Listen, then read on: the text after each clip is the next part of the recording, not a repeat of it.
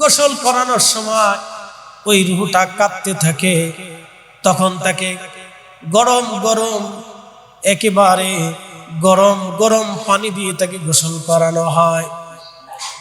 গোসল শেষ করে জানাজা পড়িয়ে যখন কবরের দিকে নিয়ে যাওয়া হয়, তখন এই রুহটা কাঁপতে থাকে। যখন কবরের ভিতরে নামানো হয়, তখন রুহু ভাবে আমার সাথে এই মানুষগুলি বুঝি আমার সাথে যাবে, কিন্তু না, দুইজন কবরের ভিতরে নামে, ওরা ভাবে, রুহু ভাবে দুইজন বুঝি আমার সাথে আজকে কবরে যাবে। যখন এই দুইজন উঠে চলে আসে, কবরের উপরে মাটি দেওয়া শুরু হয়, তখন আল্লাহর বান্দা রুহুটা কাঁদতে থাকে, আহা আমার সন্তান, আমার প্রতিবেশীরা, তোমরা তাড়াতাড়ি আমাকে এইভাবে ভুলে গেলাম, আমাকে একা রেখে চলে যাচ্ছ। প্রিয় নবী বললেন, কবরের ভিতরে তাকে রেখে দিয়ে যখন সবাই চলে আসে, 40 কদম মানুষের পায়ের আওয়াজ তখনও শোনা যায়। ঠিক তখনই দুইজন ফেরেশতা আসে। একজনকে বলা হয় মুনকার, আর একজনের নাম হচ্ছে নাকির। তাদের দেহ হবে কালো বর্ণ, চক্ষু হবে লাল, চক্ষু হবে সবুজ বর্ণের, খুব বিভৎস চেহারা নিয়ে, যদি পাপিষ্ঠ হয় বিভৎস চেহারা নিয়ে বান্দার কবরে দাঁড়িয়ে যাবে। তাকে কবরে এসে প্রশ্ন করা হবে, মার রাব্বুকা। তখন সে বলবে, লা আদ্রি, আমি কিছুই জানি না। আমা দীনুকা, লা আদ্রি, আমি কিছুই জানি না। মা কুনতা তাকুলু ফি হাযার রাজুল, এই লোক সম্পর্কে তোমার জীবনের বিশ্বাস কি ছিল? তুমি কি জানতে, তুমি কি বলতে, তুমি বলো। ওই দিন কবরের ভিতরে আমার নবীকে দেখানো হবে। কোন কোন মুহাদ্দিস বলেছেন, কবর থেকে আল্লাহ রাসূলের রওজা শরীফ পর্যন্ত পর্দা উন্মুক্ত করে দেওয়া হবে। কবরের ভিতরে নবীকে দেখানো হবে।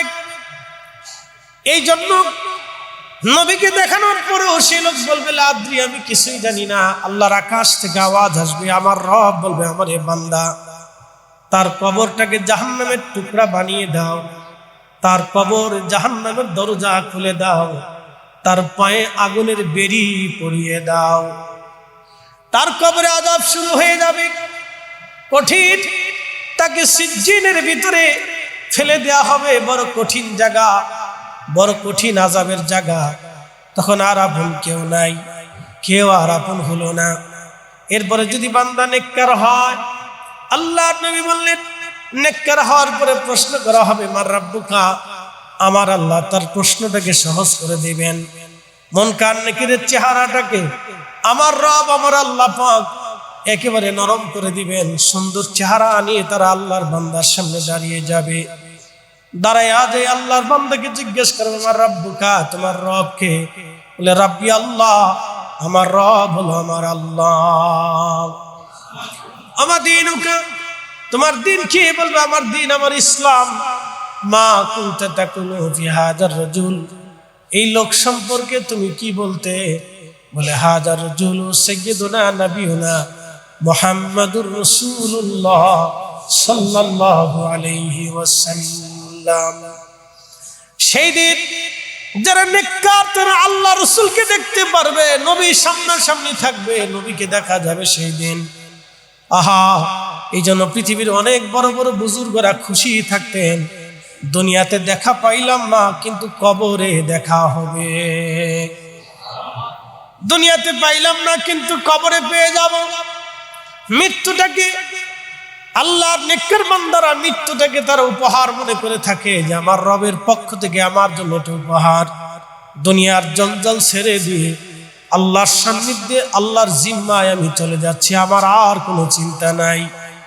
এই জন্য আল্লাহ বলেন, ইয়া আইয়াতুহান নাফসুল মুতমাইন্নাহ, হে নফসে মুতমাইন্না, এই সমস্ত নফসের অধিকারী যারা, আল্লাহর প্রিয় যারা, আল্লাহর মকবুল যারা, আল্লাহর দুনিয়াতে আল্লাহর হুকুম যারা মেনেছিল, নবীজির আদেশ নিষেধগুলি যারা মেনেছিল, আল্লাহ রাব্বুল আলামিন তাদের সম্পর্কে বলেন, ইরজিই, আসো, ইলা রাব্বিকি রাদিয়াতাম মারদিয়া, তুমি আমার সন্তুষ্টির দিকে চলে আসো।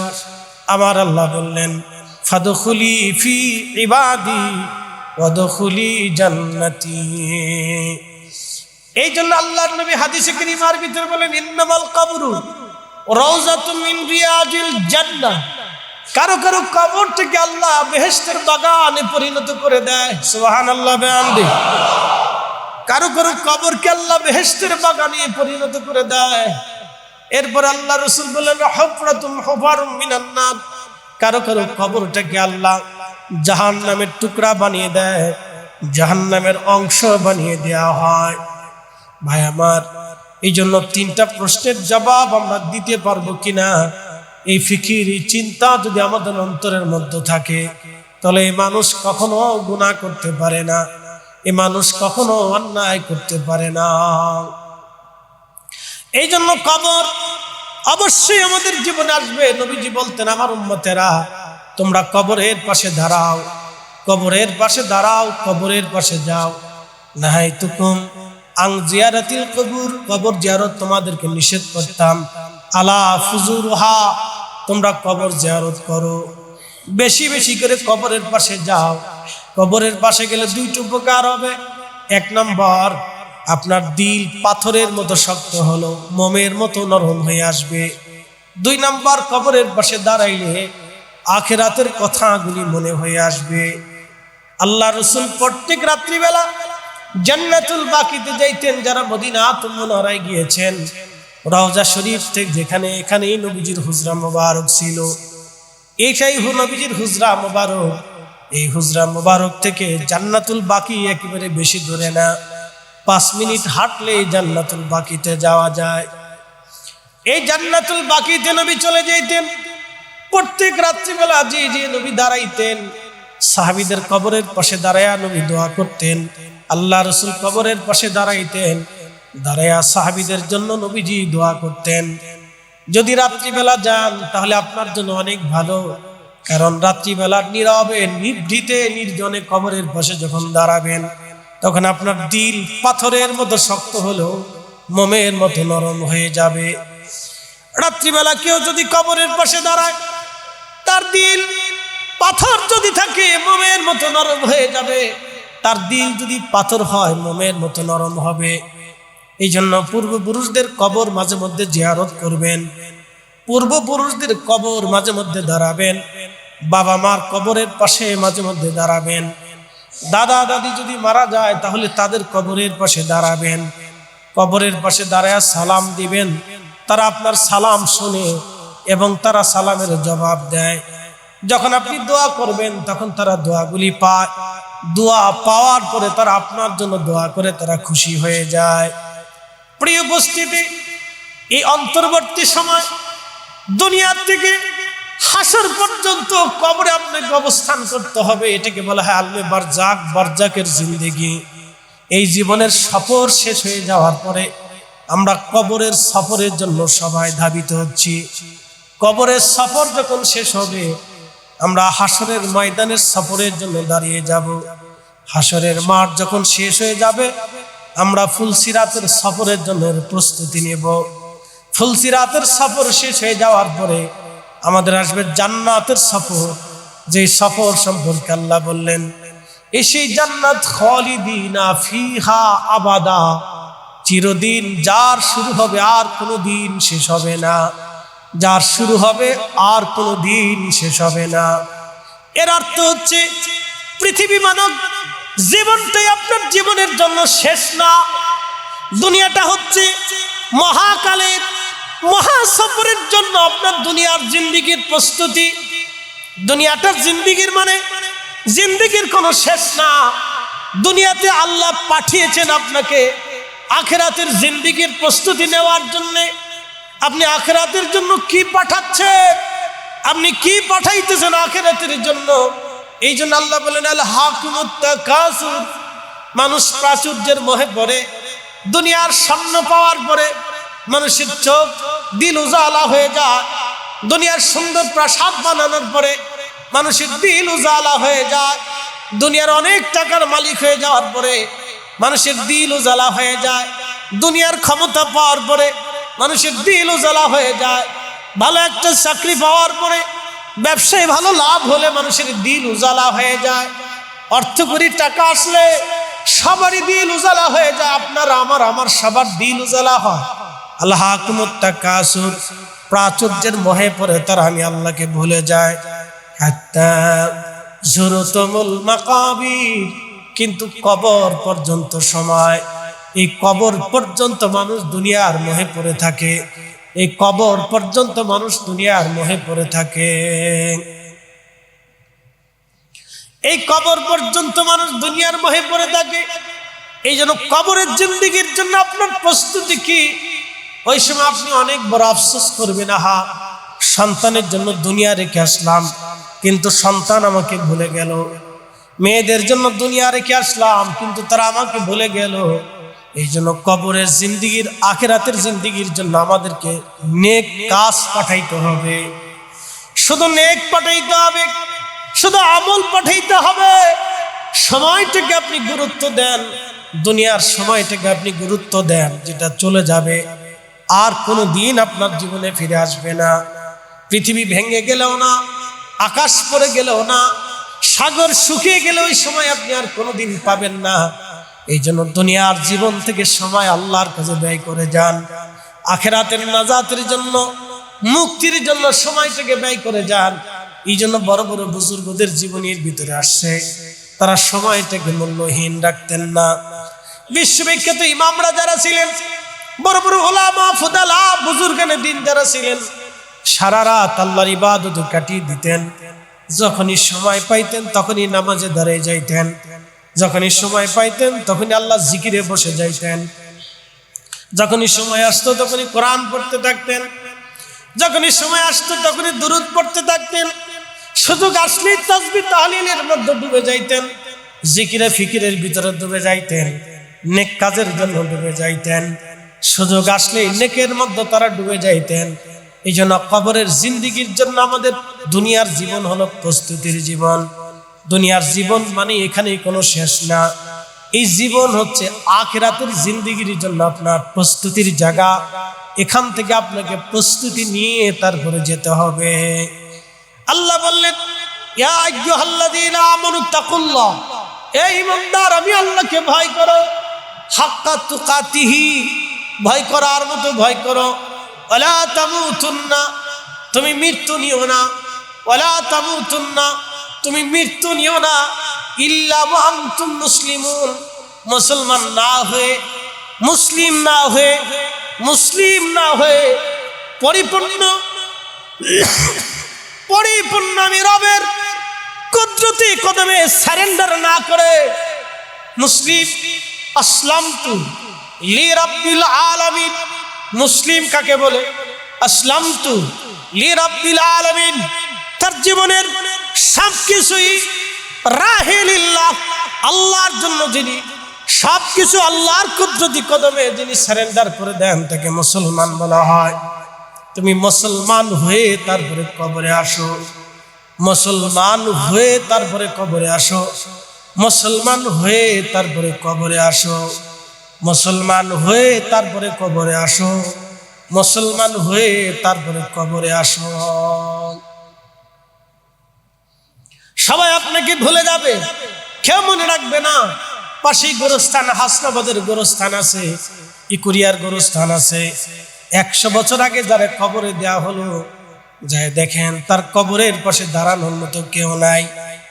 ওই যে আজিমপুর গোরস্থান, গুলশান বনানীর গোরস্থানগুলির ভিতরে যা দেখেন, হাজার হাজার হাজার হাজার কোটি কোটি লক্ষ কোটি টাকার মালিক কবরের ভিতরে ঘুমিয়ে আছে নীরব নিস্তব্ধে।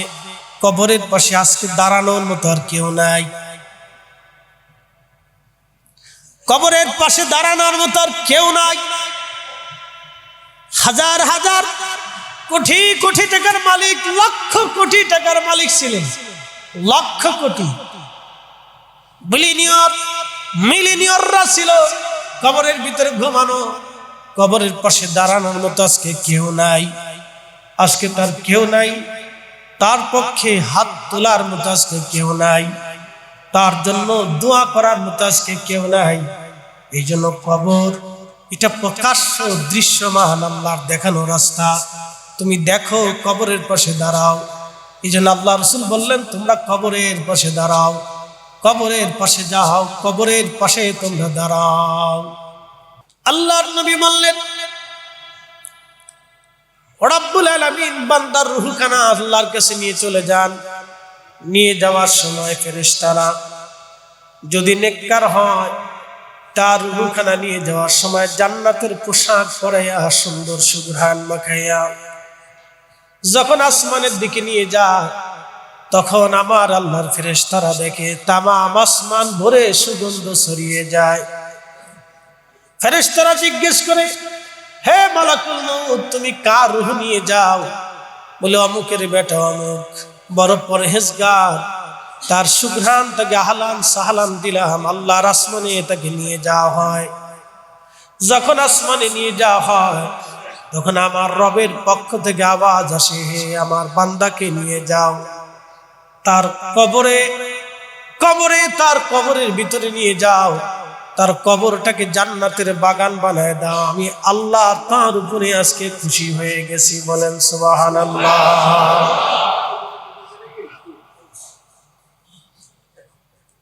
প্রিয় উপস্থিতি, খুব মনোযোগ দিবেন। বান্দাকে কবরে নিয়ে যাওয়া হয়। আম্মা জান আয়েশাকে নবী বলেন, আয়েশা, তুমি কি জানো মানুষের জীবনের সবচেয়ে কঠিন সময় কখন? আম্মা জান আয়েশা বলেন, ইয়া রাসূলুল্লাহ, আল্লাহু রাসূলু আলাম, আল্লাহ এবং নবী ভালো জানেন। কবরের পাশে দাঁড়াও, সময় হইলেই কবরের পাশে দাঁড়াও। আত্মীয় স্বজন, পূর্বপুরুষের কবরের পাশে দাঁড়াইলে আপনার দিল সফট হয়ে আসবে, নরম হয়ে আসবে, আর আখিরাতের কথা স্মরণ হবে। প্রিয় ভাই, এই খবর আমাদের জন্য আগামীর প্রস্তুত। অবশ্যই যে কোনো সময়, যে কোনো মুহূর্তে, যে কোনো সময় আসবে। এই জন্য স্বাস্থ্য, সময় দুইটাকে গুরুত্ব দেন, দুইটাকে গুরুত্ব দেন। স্বাস্থ্য এবং সময় দুইটাকে গুরুত্ব দেন। প্রিয় নবী বলেন, উম্মত, তুমি যেটা খাও, এটা তুমি তোমার দেহ এবং আত্মাকে ওই সময়ের জন্য আনন্দ দিছো।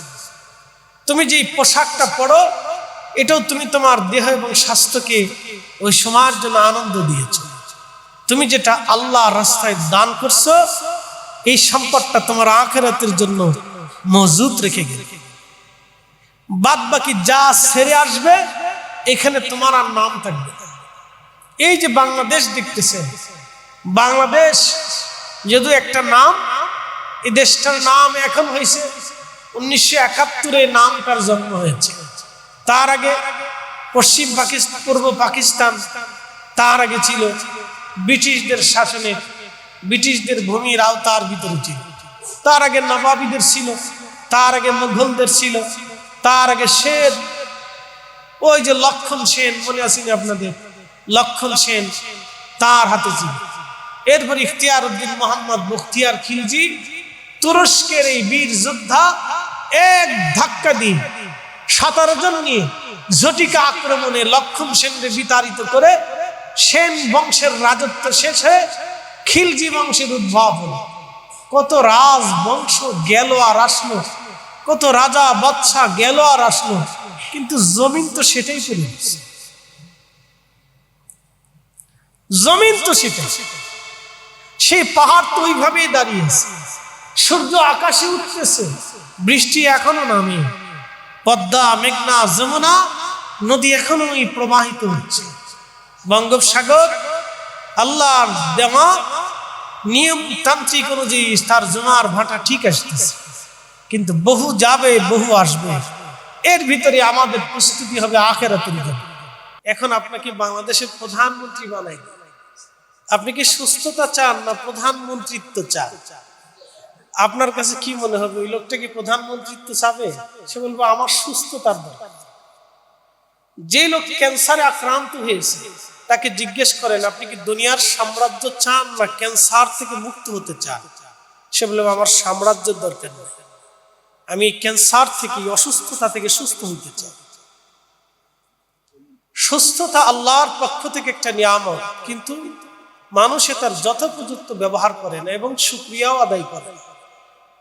সময়, এই সময়টা আল্লাহ আপনাকে দিয়েছেন, এটা আল্লাহর পক্ষ থেকে অনেক বড় নিয়ামত। সময় যখন শেষ হবে, ওয়ালা ইউআখিরাল্লাহু নাফসান ইযা জাআ আজালুহা, আল্লাহ বলেন আর এক মুহূর্ত তোমাকে সময় দেওয়া হবে না। আল্লাহর রাসূল 1450 বছর আগে উম্মতকে কি শিখিয়েছেন, আর উম্মত আসল স্থানে না যে শুধু নকল স্থানে দৌড়াচ্ছে। মাঝে মধ্যে আফসোস হয়। তো খুব মনোযোগ দিবেন, সময়টাকে তোমরা গুরুত্ব দাও।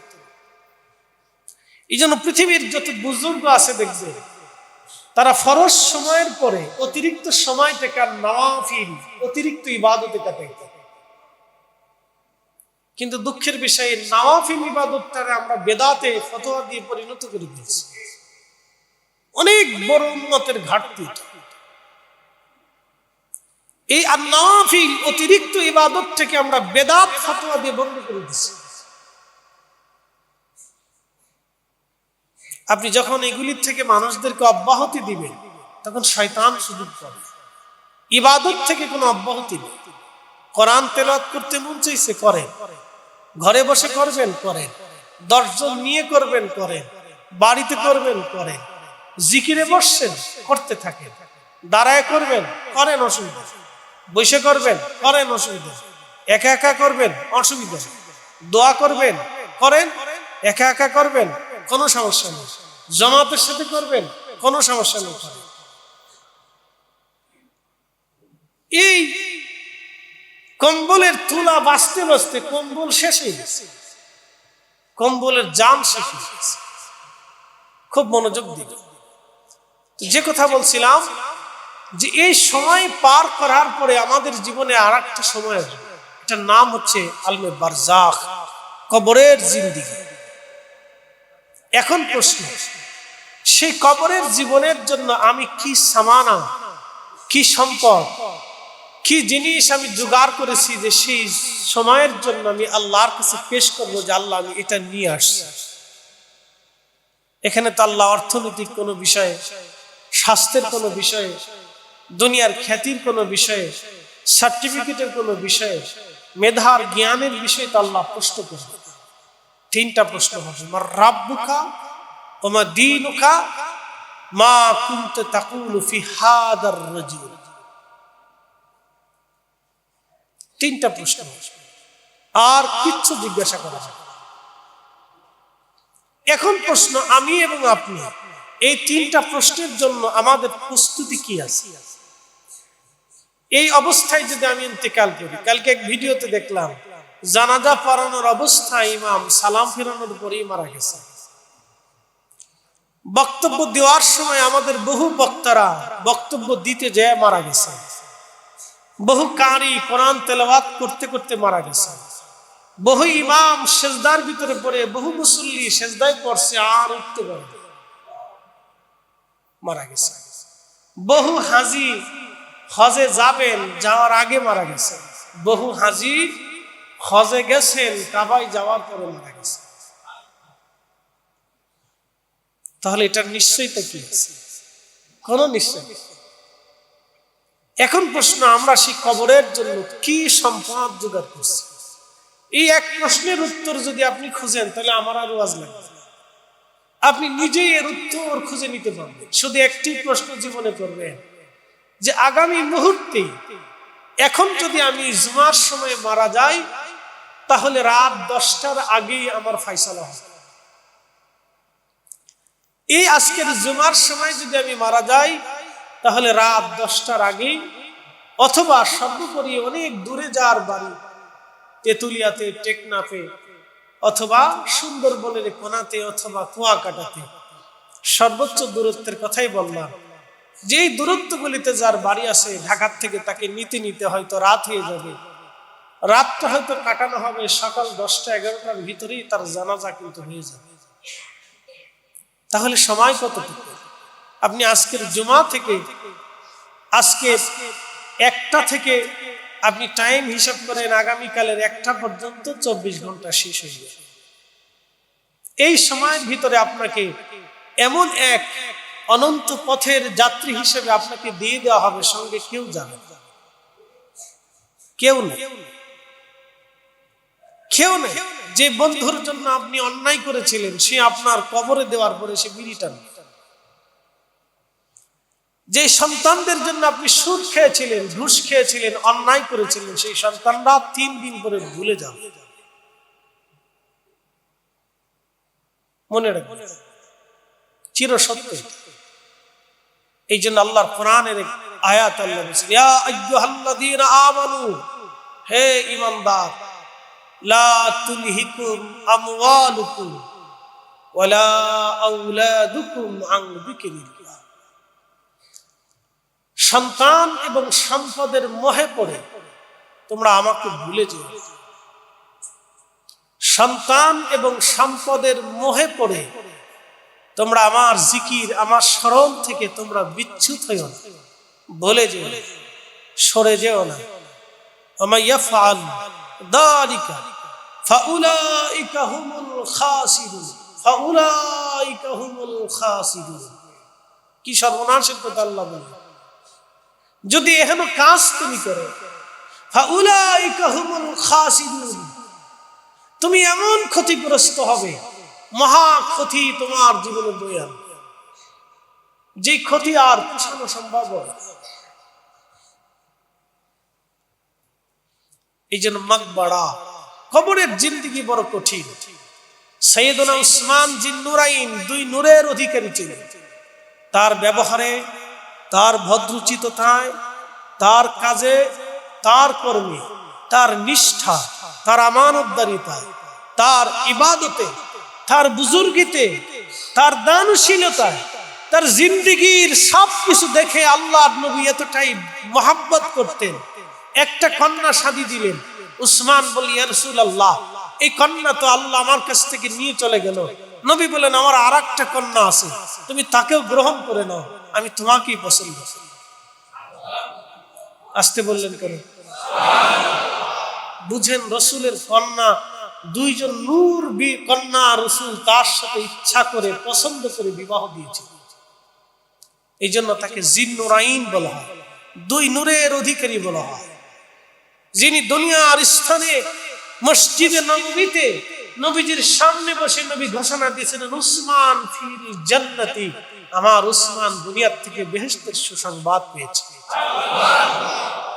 তিনার মতো মহিষী, মহানুভব, মহান মনীষী, মহান ব্যক্তিত্ব, সাহাবী রাসূল, নবীজির আত্মীয়, আহলে বাইত রাসূলের সদস্য, প্রিয় নবীজির রক্তের সম্পর্ক থাকার পরেও কবরের পাশে দাঁড়ায় তিনি কাঁদতেন, আর থরথর করে কাঁদতেন।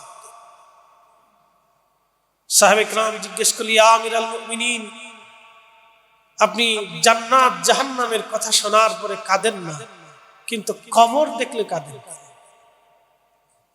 উসমান গনি জবাব দিতেন, আমার প্রিয়রা, আমার সাথীরা, আমি আমার মেহবুব নবীর পবিত্র জবান থেকে শুনেছি, এই কবর হচ্ছে মানব জীবনের প্রথম প্রশ্নের জায়গা, প্রথম মঞ্জিল, আখিরাতের প্রথম মঞ্জিল।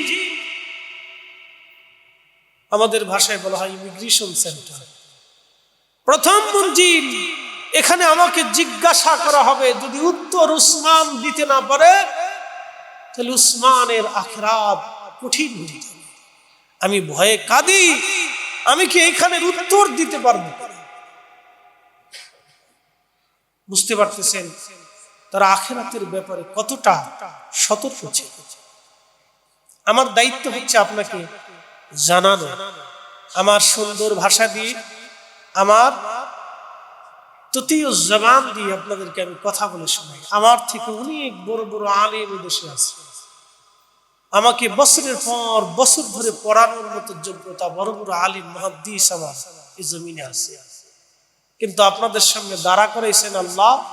এই সুযোগটাও আল্লাহ তৈরি করে দিয়েছে, আমার কোনো ক্রেডিট নাই এখানে, সব আল্লাহর ইচ্ছা।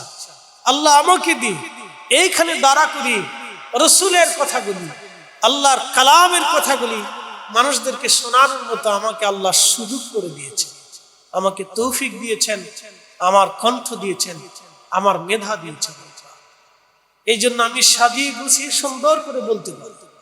আমি আপনাদেরকে সেই চিত্রটা ফুটিয়ে তুলে দেওয়ার চেষ্টা করেছি, যেটা উসমান বিন জিন্নুরাইন দাঁড়িয়ে কবরের পাশে করতেন। প্রিয় উপস্থিতি, এটা অনেক বড় কঠিন জায়গা। দুনিয়ার সফর শেষে আখিরাতের প্রথম রাত হচ্ছে কবর। আপনি একেবারে সঙ্গীহীন, পৃথিবীর কেউ আপনার পাশে নেই, আপনি শুধুই একা, কেউ সাথে নেই। ومحبوبه ومعشوقه مخبرا وآمرا إن الله وملائكته يصلون على النبي يا أيها الذين آمنوا صلوا عليه وسلموا تسليما اللهم صل على مولانا محمد وعلى آل سيدنا।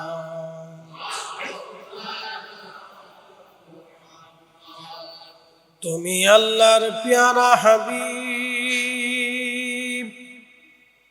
তোমার তুলনা নাই কেউ আর, তোমার মতো আকাশ ভ্রমণ করেনি কোন পয়গম্বর। আল্লাহুম্মা সাল্লি আলা مولانا محمد وعلى سيدنا।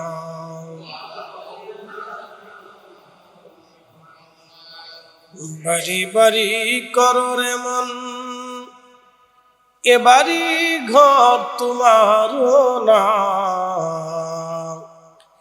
যেই বাড়িতে শুইবারে মন কবর তাহার ঠিকানা। আল্লাহুম্মা সাল্লি আলা সাইয়্যিদিনা মাওলানা মুহাম্মদ ওয়া আলা সাইয়্যিদিনা মাওলানা। লা ইলাহা ইল্লাল্লাহ লা ইলাহা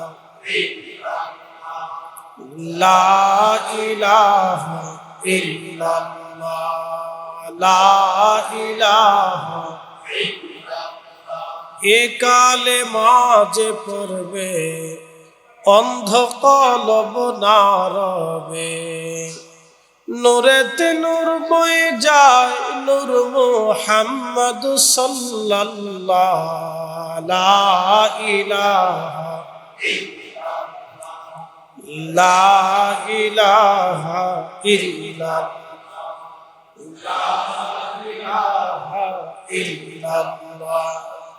লা ইলাহা ইল্লাল্লাহ মুহাম্মাদুর রাসূলুল্লাহ সাল্লাল্লাহু আলাইহি ওয়াসাল্লাম।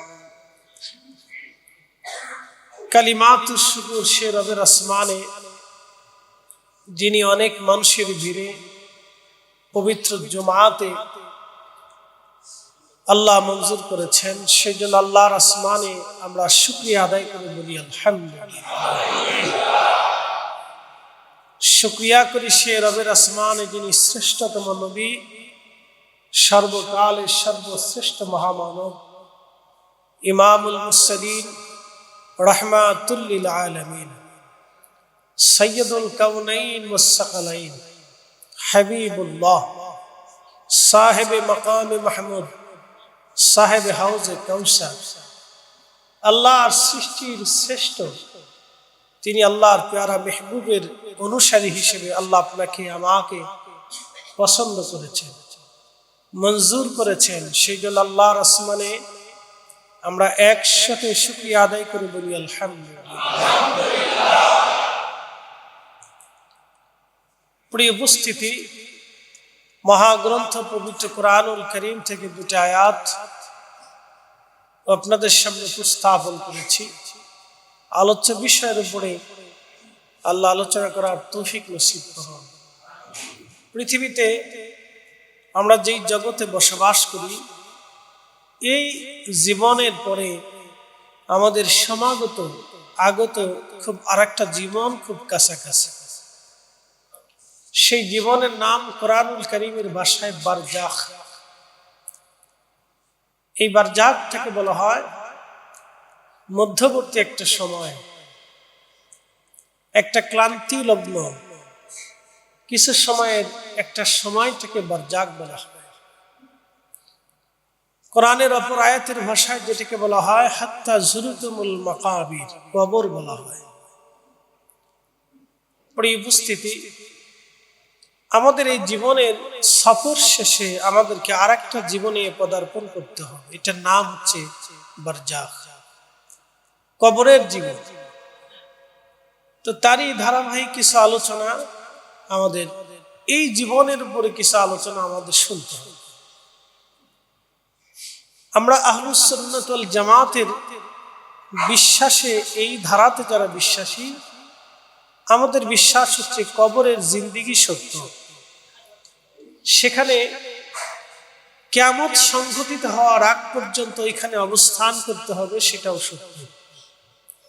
এখানে সওয়াল জবাব আছে, ইল্লিন এবং সিজ্জিন, উচ্চ মাকাম এবং শাস্তির একটা ব্যবস্থা এখানে রাখা হয়েছে, সেটাও সত্য।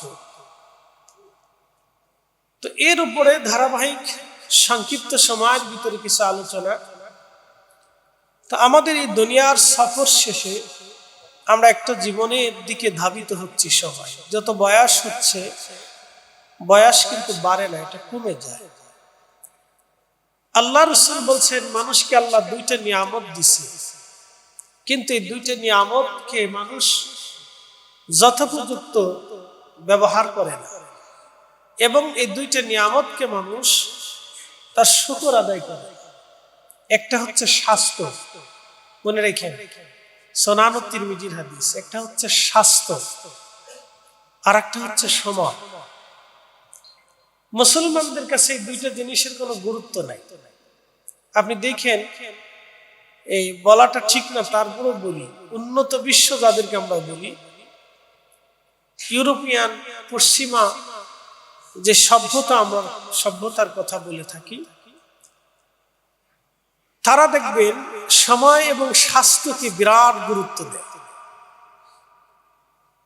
আপনি একটু খেয়াল করে দেখবেন, আমাদের এই জুমার পরে দেখবেন বাংলাদেশের লক্ষ লক্ষ ছেলেরা ঘুরে ফিরে খাচ্ছে, বেহুদায়া সময় নষ্ট করতেছে, কোনো কাজে না, বেহুদায়া সময় নষ্ট করবে। কি করে না করে, তার উদ্দেশ্য কি, কিছুই সে বুঝে না। মানে কি বলবো, আপনার লক্ষ্যহীন উদ্দেশ্য নিয়ে মানুষ, আমাদের ছেলেরা বড় হচ্ছে, লক্ষ লক্ষ ছেলে। আপনি দেখলে গা হিম হয়ে আসবে, চিন্তায় আপনার পেরেশানি বাড়বে। কারণ বলে পেরেশানি কি, আমার অসুবিধা কি, আমার তো ছেলে না। আপনার ছেলে না, আপনার তো প্রতিবেশী। মনে রাখবেন, প্রতিবেশীর ঘরে যদি আগুন লাগে, তাহলে আপনার ঘরে কিছুটা হলেও আঁচ লাগে। এই জন্য প্রতিবেশীর ছেলেটা যদি নষ্ট হয়ে যায়, তাহলে সেই ছোঁয়া কিন্তু আপনার ঘরেও লাগতে পারে। আপনি এটাই ট্যাকেল দিবেন না আপনার ভবিষ্যতে চিন্তা করবেন? এই জন্য এটা বুঝতে হবে। তো প্রথম নাম্বার হচ্ছে স্বাস্থ্য। একজন মানুষ প্যারালাইসিস রোগে আক্রান্ত হয়ে বিছনায় পড়ে আছে, বাংলায় বলে পক্ষঘাত। এই লোকটার পাশে যায় যদি বলেন যে আপনি প্যারালাইসিস রোগে আক্রান্ত,